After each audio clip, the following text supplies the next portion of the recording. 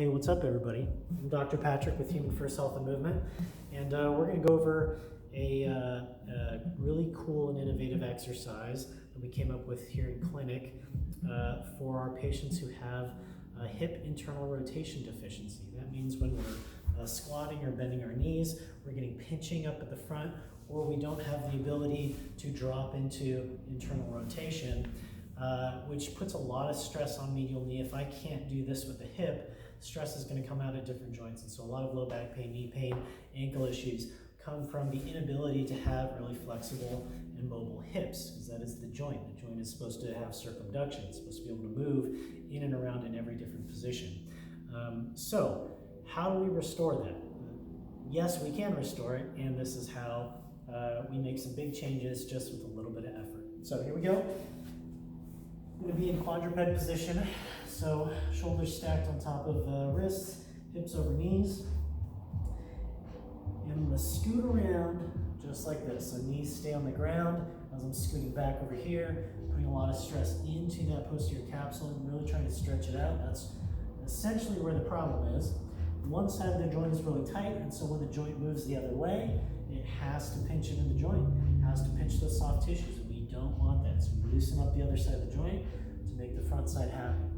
So I'm just going to scoop around 5 times. Once I get to 5, I'm going to scoot the other way. 5, 4, 3, 2, 1, etc. Right? So as we go through that, you'll notice different areas, like, you know, maybe as you scoop down to the bottom, you'll go, oh man, I really feel that tension. You can spend a little time just kind of scooping in and around there before we move to the next step. So step 1, quadruped hip circles. Okay, so I do 5 circles each direction. Step 2, one leg goes away. Okay, the other knee comes right in the center. So now we have a little tripod and this foot out to the side. Now I'm just going to have all my weight essentially pressing on one hip. So I'll show you with this side. I'm going to have all my weight on this hip. This leg is just hanging around. And I'm going to do the same thing. I'm going to scoop around and just do 5 circles each direction on this hip, inside and outside, moving all the way around. If we got some wrist issues, you can put your wrists out a little more or turn them into fists, whatever you need to. And as I'm scooping, I'm going to basically feel for any restrictions and try and get deeper and deeper, draw a bigger and bigger circle. Okay? I'm going to do that on the other side, so 5 to the left, 5 to the right. Once we're done with that, let's say I'm really focusing on this right hip. This is where all the problems are. I'm going to slightly turn my hip into internal rotation. So I'm going to do about 10 to 15 degrees, just putting that toe out. So that means the femur is rotating, the top of it's rotating towards my midline, like this. Okay? So your heel is going to come out. You may think that's external rotation, that's internal rotation of the hip. So relative internal rotation of the hip. This comes out 10 to 15 degrees. That stretches that posterior capsule even more.